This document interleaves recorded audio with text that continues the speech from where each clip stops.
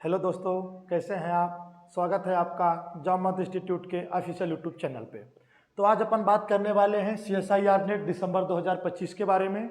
जैसा कि आप सबको मालूम है कि इस बार नेट दिसंबर 2025 का नोटिफिकेशन आ चुका है और एग्ज़ाम डेट जो आपकी है वो है आपके पास 18 दिसंबर 2025। मतलब बिल्कुल भी आपके पास समय नहीं है। 18 दिसंबर 2025 को नेट का एग्जाम हो जाएगा आपके पास। फॉर्म भरने भी आपके पास स्टार्ट हो गए हैं। जो नेट का फॉर्म भरने की लास्ट डेट है वो है आपके पास 24 October 2025। Date means 24 October 2025 up to 11:50 PM। आपको ये करना है कि आपको लास्ट डेट का इंतजार नहीं करना है कि लास्ट डेट में कभी सर्वर ऊपर नीचे हो गया, क्या हुआ। बहुत से लोग बोलते हैं कि हम लास्ट डेट में करेंगे, डेट तो नेट एक बार बढ़ा ही देता है। बट आपको ऐसा बिल्कुल नहीं करना है। जब आपको एग्जाम देना ही है, फॉर्म भरना है, तो आप बिल्कुल 24 अक्टूबर का बिल्कुल भी वेट मत करें। आप बिल्कुल समय से नेट का फॉर्म फिल कर दीजिए। ओके, देन अपन बात करते हैं एप्लीकेशन फीस की। तो जो आपके पास एप्लीकेशन फीस होने वाली है वो जनरल कैटेगरी के लिए 1150 रुपये है और EWS और OBC के लिए 600 रुपये है। ST, SC और PWD कैटेगरी के लिए 325 रुपये आपके पास एप्लीकेशन फीस है। तो आप लोग अपनी कैटेगरी वाइज देख सकते हैं। बात करें एग्जाम के टाइमिंग की, तो टाइमिंग इस बार 2 शिफ्ट में होने वाली है, फर्स्ट शिफ्ट और सेकंड शिफ्ट। फर्स्ट शिफ्ट आपकी मॉर्निंग शिफ्ट रहेगी, that is 9 AM to 12 PM और आपके पास सेकंड शिफ्ट रहेगी 3 PM टू 6 PM। किस सब्जेक्ट की कौन सी शिफ्ट होने वाली है ये आपको फर्दर आने वाले नोटिस में आपको बता दिया जाएगा। ओके, बट आप तो ये मान के चलो कि आपको 18 दिसंबर को होना है, तो आप उस हिसाब से अपनी सारी तैयारी कंप्लीट करो। ओके, अब अपन बात करने वाले हैं थोड़ा सा CSIR नेट के बारे में कि जो आपका CSIR नेट का एग्जाम होता है या इवन बात करें UGC नेट का एग्जाम होता है, तो वो 3 कैटेगरी के लिए आपके पास कंडक्ट करवाया जाता है। फर्स्ट कैटेगरी है आपके पास JRF, सेकंड कैटेगरी है आपके पास लेक्चरशिप, जिसको हम बोलते हैं कि आप असिस्टेंट प्रोफेसर के लिए एलिजिबल हो जाएंगे। और पिछले 1 या 2 सालों से नेट ने या UGC ने अपन बोले कि एक कैटेगरी और स्टार्ट की है, दैट इज है आपके पास PhD ओनली। दैट मीन्स लगभग जितने भी इंडिया की यूनिवर्सिटीज हैं, चाहे आपके पास स्टेट यूनिवर्सिटी हो चाहे आपके पास सेंट्रल यूनिवर्सिटीज हो, उनने क्या किया है, उनने अपना खुद का entrance test that is DT conduct करवाना बंद कर दिया है। और UGC गाइडलाइन के अनुसार ये जो थर्ड कैटेगरी आप लोग क्वालिफाई करोगे, इसमें आप एलिजिबल होगे वहां पे आप PhD के एडमिशन के लिए। ओके, एक सबसे दिक्कत ये आती है कि बच्चे बोलते हैं कि नहीं, उनके पास गूगल करके या यूट्यूब से पता नहीं कैसे उनके दिमाग में चीजें आती हैं कि PhD करने के लिए नेट क्वालिफाई करना जरूरी है। नहीं, बिल्कुल भी ऐसा नहीं है। आपको PhD करने के लिए नेट की जो थर्ड कैटेगरी है उसके हिसाब से नंबर लाना कंपलसरी है। ये बिल्कुल आप लोग क्लियर रहिए। अभी मैं जब मैं कट ऑफ वाइज डिस्कस करूंगा तो भी मैं आपको वहां पे एक बार क्लियर करूंगा। तो आपको PhD, अगर सिर्फ PhD करना है तो उसके लिए आपको नेट नहीं क्वालिफाई करना। नेट में आपके पास JRF है, LS है और आपके पास PhD ओनली है। ओके, अपन बात करें कि अगर आपका JRF होता है तो आपको लगभग 40,000 अप्रॉक्स स्टाइपेंड मिलेगा। एग्जैक्ट आपका 37,000 है, बट जो HRA वगैरह है कैलकुलेट करके 40,000 के आसपास आ जाता है। तो सभी स्टूडेंट की सबसे बड़ी दिक्कत ये होती है फाइनेंशियल, कि अब हमने MSc कर लिया, MA कर लिया, PG कर लिया, अब इसके बाद कुछ फाइनेंशियल असिस्टेंट मिले तो हम आगे पढ़ाई करें, नहीं तो हम कहीं जाके जॉब करें। तो अगर आप में टैलेंट है, आप मेहनत करते हो, आपके कॉन्सेप्ट क्लियर हैं, तो आप CSIR नेट क्वालिफाई कीजिए JRF और अपने खुद के पैसों से आप PhD कीजिए। आपके सारे फाइनेंशियल असिस्टेंट्स आपको मिल रहे हैं और आप बहुत अच्छे प्लेस से, दैट इज IIT से, NIT से, जहां से आप चाहें, जिस भी सेंट्रल यूनिवर्सिटी से, स्टेट यूनिवर्सिटी से, वहां आपका दौड़ते हुए एडमिशन होगा। ओके, JRF के लिए आपके पास जो एज की बाउंडेशन हो 30 ईयर है। लगभग 2 या 3 साल पहले 28 ईयर होती थी, लेकिन अब आपके पास 30 साल है आपके पास JRF के लिए। और जो आपके पास LS है और PhD ओनली है, इसके लिए एज का कोई बाउंडेशन नहीं है। आपको यह भी ध्यान रखना है कि अगर आप JRF क्वालिफाई करते हो तो आप PhD के एडमिशन के लिए भी आप क्वालिफाइड हो और आप LSAP के लिए भी क्वालिफाइड हो। ओके, अगर आप LSAP क्वालिफाई करते हो, असिस्टेंट प्रोफेसर की कैटेगरी क्वालिफाई करते हो, तो आपको JRF नहीं मिलेगा। ओके, आप असिस्टेंट प्रोफेसर का एग्जाम देने के लिए एलिजिबल हो, किसी भी कॉलेज में पढ़ाने के लिए एलिजिबल हो, यूनिवर्सिटी में एज असिस्टेंट प्रोफेसर अपॉइंट होने के लिए एलिजिबल हो और आप PhD में एडमिशन के लिए भी एलिजिबल हो। ओके, बट अगर आप PhD ओनली वाला कट ऑफ क्लियर करते हो तो सिर्फ और सिर्फ आप PhD में एडमिशन के लिए एलिजिबल हो, ना कि आप कॉलेज में पढ़ाने के लिए और ना कि आपको JRF के लिए। ओके, तो ये चीज आपको अपने दिमाग में क्लियर रखनी है। देन अपन इसके बाद एग्जाम पैटर्न की बात करते हैं। तो अभी जो अपन एग्जाम पैटर्न देख रहे हैं ये केमिकल साइंस के हिसाब से लिखा हुआ है, बाकी अदर सब्जेक्ट्स का आप अपने सब्जेक्ट के हिसाब से देख सकते हैं। ओके, तो हम केमिकल साइंस में बात करें तो आपके पास 3 पार्ट में एग्जाम होता है, पार्ट ए, पार्ट बी और पार्ट सी।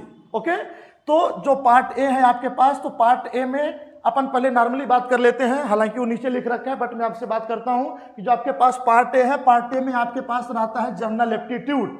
और ये जो जनरल एप्टीट्यूड है बिल्कुल जनरल एप्टीट्यूड ही होता है। आपको इसके लिए एसएससी या बैंकिंग लेवल की मैथ्स या रीजनिंग पढ़ने की जरूरत नहीं है कि आप एसएससी या बैंकिंग की रीजनिंग उठा लें, मैथ्स उठा लें और अपना 1-1, 2-2 महीने टाइम वहां पे दे रहे हैं। आपको सिर्फ इसके लिए जो प्रीवियस ईयर क्वेश्चंस हैं पार्ट ए के, आपको उतना सॉल्व करना है और उसके बेस में आपको जाना है और आपको देखना है कि आपका क्या है। अगर आपका मैथ्स बैकग्राउंड आपको समझ में आ रहा तो आपको उसमें टाइम देना है, और अगर नहीं आ रहा तो आपको अपने सब्जेक्ट पे फोकस करना है। दोनों चीज आपको मैनेज करके रखनी है। ये नहीं कि हमारा बगल वाला या हमारे सीनियर ने क्या किया था, हमारे जूनियर ने क्या किया, या हमको किसी ने क्या बोला, सर ने यूट्यूब में क्या बोला, या आप बोलो सर आप क्या फॉलो करते हो। नहीं, पार्ट ए के लिए सबकी स्ट्रेटजी अपनी खुद की होनी चाहिए कि अगर आपसे लग रहा है कि आप सॉल्व करोगे, आपसे हो जाएगा, तो आप टाइम दो, और अगर लग रहा है कि आप कंफ्यूज हो रहे, गलत हो, तो आप अपने सब्जेक्ट पे आ जाओ। ओके, तो हम बात करें तो पार्ट ए में आपके पास टोटल नंबर ऑफ क्वेश्चन 20 होते हैं, जिसमें से आपको मैक्सिमम 15 क्वेश्चन अटेम्प्ट करने होते हैं।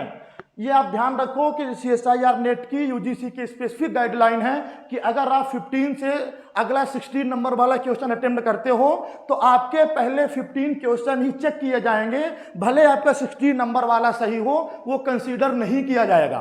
तो आपको ये ध्यान रखना है कि अटेम्प्ट करते टाइम मैक्सिमम आपके पास 15 क्वेश्चन आप अटेम्प्ट कर सकते हो। पर क्वेश्चन आपके पास 2 मार्क्स का है, दैट मीन्स टोटल आपके पास पार्ट ए में हो गया 30 मार्क्स।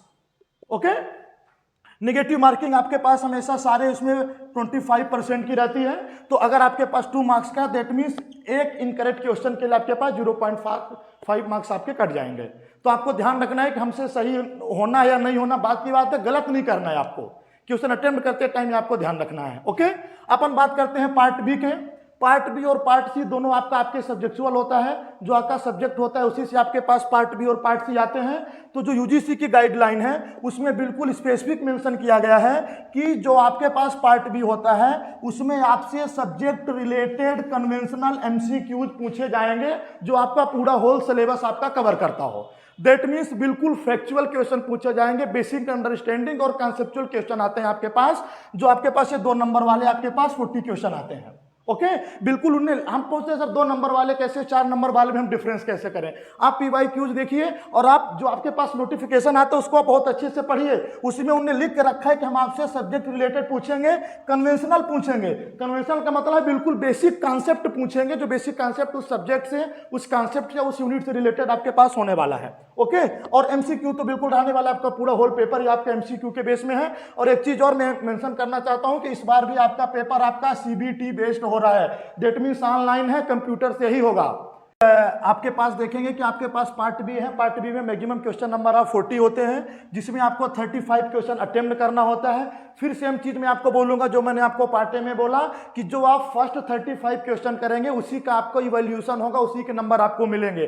अगर अगला क्वेश्चन आप करते हो 36 होता है, भले आपने सही किया, वो क्वेश्चन आपका चेक नहीं होगा। ओके, पर क्वेश्चन आपका 2 मार्क्स है यहाँ पे भी, तो टोटल क्वेश्चन है आपके पास हो गए 70 मार्क्स हो गए। नेगेटिव मार्किंग इसमें भी 25% है, तो आपके पास हो गए 0.5 मार्क्स, इसमें भी नेगेटिव मार्किंग है। ओके, अब अपन बात करते हैं पार्ट सी की। ओके, तो पार्ट सी में टोटल नंबर ऑफ क्वेश्चन 60 होते हैं, जिसमें आपको 25 अटेम्प्ट करने होते हैं। इसके पहले आप देखो कि जो आपके पास CSIR नेट की गाइडलाइन है, यूजीसी की गाइडलाइन है, उसमें सीधे लिखा हुआ था कि जो आपके पास पार्ट सी के क्वेश्चन होंगे वो एनालिटिकल इन नेचर होंगे।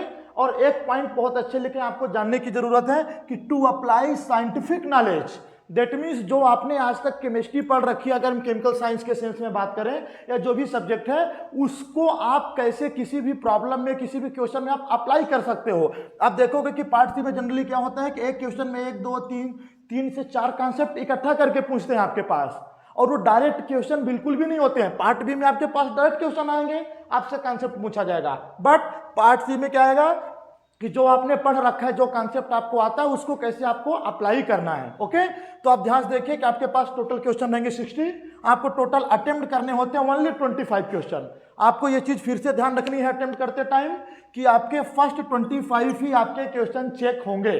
ओके, तो टोटल नंबर ऑफ क्वेश्चन आपके पास 60 होते हैं। 60 में आपको 25 क्वेश्चन अटेम्प्ट करने हैं। पर क्वेश्चन आपके पास 4 नंबर का होता है। तो इससे जो आपके पास टोटल पार्ट सी हो गया वो आपके पास हो गया 100 मार्क्स का। ओके और इसमें निगेटिव मार्किंग अभी भी आपके पास 25% है, बट आपके पास नंबर्स में कितनी हो जाएगी, 1 नंबर की हो जाएगी। आपको ध्यान ये रखना है कि पार्ट सी में तो बिल्कुल भी गलती करने से बचना है, क्योंकि अगर आप पार्ट सी में गलत कर रहे हो तो आपके टोटल 5 नंबर जा रहे हैं। 4 नंबर तो वो जो आपको सही के मिलने वाले थे और 1 नंबर आप निगेटिव का भी लेकर के जा रहे हो। ओके तो आपको बचना है कि आपको निगेटिव मार्किंग बिल्कुल भी नहीं करनी है। तो अपन देखेंगे जो अपना पूरा सिलेबस हुआ तो पूरा आपका लगभग मैक्सिमम मार्क्स आपके पास कितने हो गए, मैक्सिमम मार्क्स आपके पास हो गए 200। ओके 30 पार्ट ए का, 70 पार्ट बी का और 100 आपके पास पार्ट सी का हो गया। ओके तो ये पूरा आपके पास एग्जाम पैटर्न है। अब अपन ध्यान से देखते हैं कट ऑफ की। तो अगर अपन कट ऑफ की बात करें तो लगभग जब से CSIR नेट का एग्जाम हो रहा है, अपन जब से एनालिसिस कर रहे हैं, तो आज तक कभी भी जनरल कैटेगरी का कट ऑफ 120 से ऊपर नहीं गया। ये अपन JRF की बात कर रहे हैं दैट, और ये भी केमिकल साइंस के सेंस में है, केमिस्ट्री के लिए है। दैट मीन्स अगर आप 120 आपके मार्क्स आ रहे हैं तो आप बिल्कुल सेफ हो। अभी रिसेंटली बात करें जून 2024 की बात करें अपन, सॉरी जून 2025 की बात करें तो इस बार लगभग 101 नंबर पे आपको JRF मिल गया है। बट उसके पहले दिसंबर 25 की बात करें तो 118 नंबर पे JRF मिला था। बट हमेशा इसके बीच में रहता है, कभी पेपर थोड़े से अप हुए कभी डाउन हुए। बट अगर आपके पास 120 नंबर्स आ रहे हैं अनरिजर्व कैटेगरी के तो आपको इसमें बिल्कुल सेफ हो। दूसरा मैं इंपॉर्टेंट बात करना चाहता हूं कि जब आप कैटेगरी वाइज नीचे आओगे तो आपका कट ऑफ कम होता जाता है। बट जितने भी हमारे सारे भाई बहन कैटेगरी के हैं, चाहे उनकी ST SC OBT जो भी हो, आप अपनी कैटेगरी को मान करके तैयारी मत करो। आप यही मान के चलो कि आपको भी 120 नंबर लाने हैं। आप मेहनत, आप अपना नॉलेज उसी तरीके से करो। अगर आपके नंबर अच्छे आते हैं तो आपकी ऑल इंडिया रैंक अच्छी आएगी, आपके कॉन्सेप्ट्स और अच्छे होंगे और आपको नंबर अच्छे मिलेंगे तो उसको आपको फायदा मिलेगा जब आप कहीं इंटरव्यू दोगे, कहीं भी दोगे।